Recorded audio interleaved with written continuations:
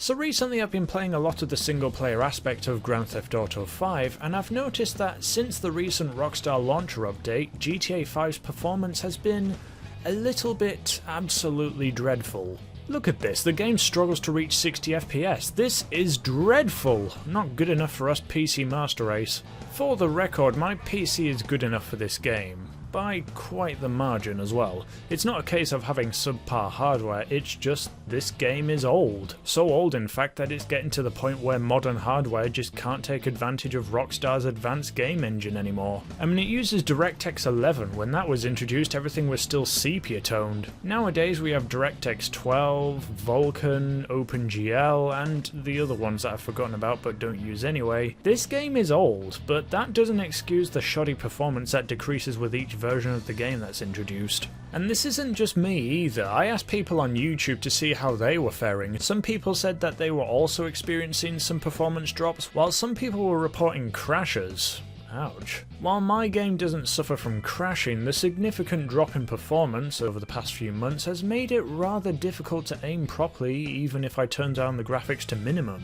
So what's going on? So to begin, let's get a baseline of my GTA 5 single player story mode performance. I'll crank everything to the max, so let's see just how much FPS we can get. While playing around in Grand Theft Auto 5, it's important to know that there's a huge difference between single player and GTA Online. I find that GTA Online performs way better than single player for some reason, probably just because of the amount of stuff going on is much less in GTA Online, but it also depends if you're roaming around in the city of Los Santos or you're out in the Blaine County. I get around 20 frames per second average when driving around the city, and it gets a little worse with an 18 FPS count when driving around in the countryside. This is with everything cranked up to maximum and is almost as bad as playing console. The only way I can get it to run beyond 60 FPS is if I look down at the ground, which I suppose would work if the game worked just like its predecessors, but yeah, this ain't gonna work. And don't forget, this is the FPS while driving around in Los Santos City. The FPS absolutely tanks when driving around in Blaine County due to the amount of vegetation and trees and stuff being unoptimally rendered. It looks good, don't get me wrong, but just like with the making of Red Dead Redemption 2, Rockstar went a bit too ambitious when it came to the visuals over gameplay. A common solution to this problem is to just turn down the grass quality to normal, as it makes Blaine County not only easier to render, but it also helps you out if you happen to be doing some sniper dancing in the middle of all the shrub. So while we do that, let's also turn down all the graphics settings to absolute minimum while keeping to the DirectX 11 rendering, since using DirectX 11 will almost always provide much better performance on the same graphics settings compared to older versions of DirectX. The only reason you would use an older version of DirectX is maybe if you have a graphics card that doesn't support DirectX 11. Anyways, with that out of the way, let's see how the game handles on minimum. Well, with everything turned to minimum, the game sure runs better, but it looks kind of terrible. In the city we get an average FPS of about 47, and then out in the county we get an average FPS of about 44, so all in all it's an improvement, but quite possibly the worst visual to performance boost ratio of any video game that I know of. Just out of interest, let's see how well the game runs using the oldest version of DirectX that the game has available, DirectX 10. Yep, as expected, the FPS was slightly worse than DirectX 11, with 44 FPS while in the city and 38 FPS while out in the county. So as far as attempting to improve performance in GTA 5, there's not really anything that we can do in the game itself, so what can we try? Let's get in touch with Rockstar Games and see what they have to say, shall we?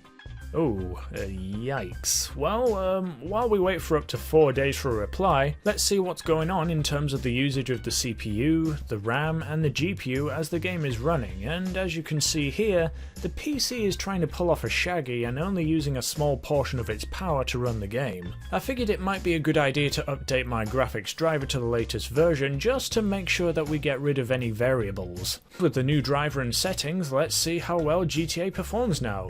Oh, never mind, Rockstar support got back to me. Let's see here. After looking around at some of the articles suggested by support, I found one thing saying about running the game with admin privileges. Apparently, some games can't make use of all your system's resources if they don't have admin privileges. I've never heard of a solution like that before, but okay, let's give Steam, GTA5.exe and play GTA-V.exe admin privileges and see what happens alongside the updated graphics driver and just see how it performs. So as you can see, thanks to the driver update, we've managed to improve the performance of the game by 10 FPS, though if you look at what FPS I was getting with and without admin permissions, you'll see that, well, it didn't do anything. In fact, it seemed to make it even worse, and that's clearly shown by the resource monitor. Running GTA 5 and Steam with admin perms didn't seem to do anything, and thus remained as using only a small portion of its true power. Let's take a look around to see if there's anything else we can do to improve performance. Let's see. Installing the game on a drive with a fast read-write speed, well, the game's currently running on an SSD, which is apparently what the PlayStation 5 is going to be using. Yeah, welcome to 2009, console gamers. We PC Master Race have been using that technology for ages now. Disable my antivirus? No. Disable sound acceleration? The last time I did that, all of my professional applications stopped working properly, so that's out of the window. Yeah, there's nothing really here. There's going to be people out there that will suggest trying out mods that claim to improve the performance of the game. Well, besides the fact that mods aren't allowed in GTA Online, there's mods out there that all they do is change some settings in your GTA 5 files, which you can do anyways if you dive in yourself and take a look. But that's a bit outside of my understanding, so you may want to look up some guides on those if that's what you want to try out. Originally, I was going to end the video there and then, but I was always like, no, this isn't good enough. These can't be the only things that I can try. So what I did was I kept the ticket open on Rockstar support, and throughout the week, after recording all that you've currently seen, I got some more emails. The first one that I got was pretty useless. All they said was what I already tried, turning off all of the anti-aliasing settings, multi-sample, fast approximate, you know, the usual stuff. I've already tried that, as you saw earlier in the video. It also said to go to my task manager and disabling a whole bunch of non-Windows related programs. I tried that, and it didn't really do anything to improve performance. Yeah, it was a pretty useless email, however it did have something rather interesting at the start of it. Your PC currently has one of the most high-performance graphics cards available on the market. The Nvidia RTX series of graphics cards are designed to work best with new advanced techniques that are not available in GTA 5. Which is what I originally thought, and it makes sense. GTA 5 is an old game. Back when GTA 5 was released on PC back in April 2015, the leading graphics card at the time was the GTX Titan X, which came out just before. If GTA 5 was programmed and designed to run with the graphics cards at the time in mind, then maybe, perhaps it'll be able to take advantage of an older card that is closer to the game's release date. So to cover all grounds, I'm going to test out how the game performs with a variety of different graphics cards through the ages. I'm going to try it out with a GTX Titan X, the cutting edge graphics card when GTA 5 came out, a GTX 1060 to sort of simulate what I imagine most people today as of upload are using, and finally an RTX 2080 Ti, which is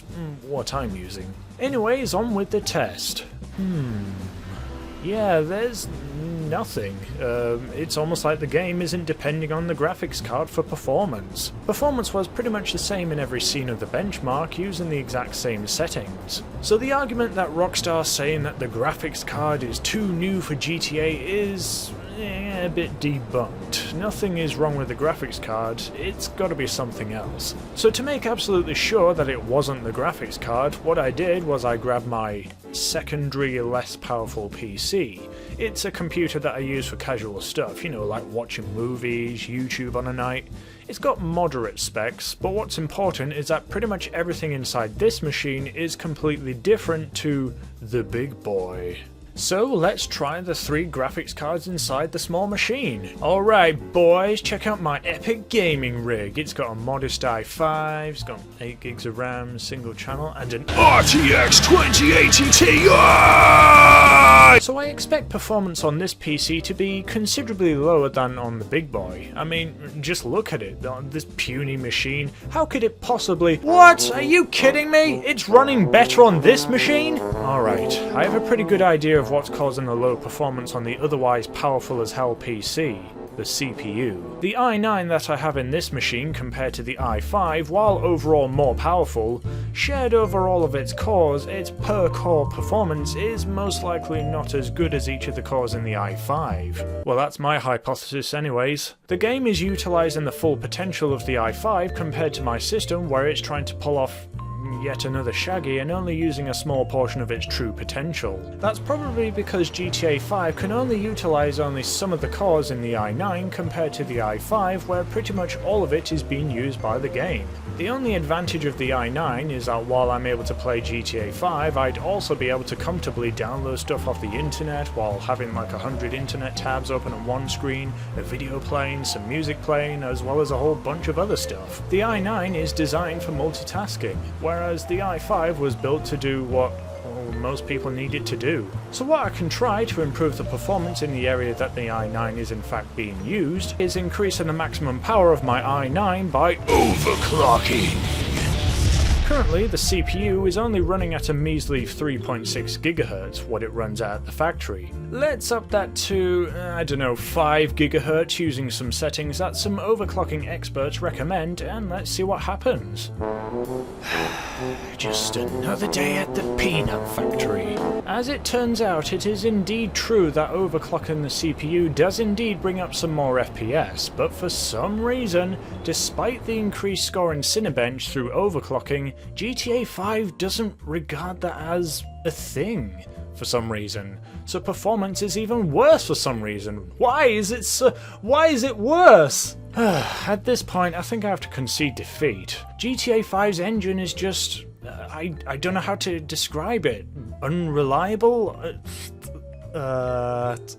And a lot of other people on the internet agree. Rage doesn't work well on modern systems. Now hopefully when Rockstar release Red Dead Redemption 2, hopefully the Rage engine will have had a significant upgrade which will allow it to take advantage of modern day video cards, and not be entirely CPU or frame rate dependent. We will see in due time, and it may give us an insight as to the technology that will be available for Grand Theft Auto 6, which will no doubt run using the exact same game engine, albeit with a few further changes. So with that said, before I sign off for the video, here's my advice. Update your drivers, or try legacy drivers if your most up-to-date driver doesn't work, and change your in-game graphics settings to something that you're happy with. Then go to your GTA V file and make it so that the settings file is read-only once you're happy with everything. Why? Because for some reason, once like every month for me personally, this file likes to change on its own from time to time. I'm not sure what changes it, but the odd time I notice my game is performing even worse than it is already, I go to the settings menu only to find that the grass quality has gone back up to ultra when it wasn't looking. As for the settings you should be happy with, well, this is what I personally use to make sure that I'm running smooth enough to take accurate shots at Oppressor Mark IIs with an explosive sniper. Make sure grass quality is on normal and everything else is fine. Tweak as necessary. That's pretty much it. Just turn off the overly graphically intense grass details and you're golden. If you want a bit more performance boost, just tweak as necessary, but I find that the best setting to switch off for the best visual to performance boost ratio is all of the advanced settings. Also shadow quality.